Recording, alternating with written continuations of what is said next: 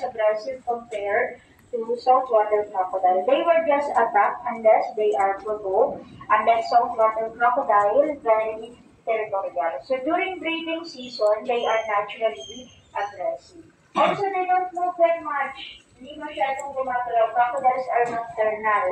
They are more active at night. During daytime, most of the time, they're just sleeping. Nagpapahinga po sila.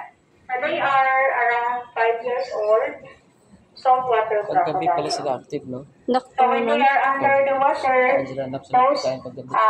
adult crocodile, they can stay underwater for up to 2 hours, while the young crocodile, they can stay underwater for up to 1 hour. Without breathing, they can breathe under the water.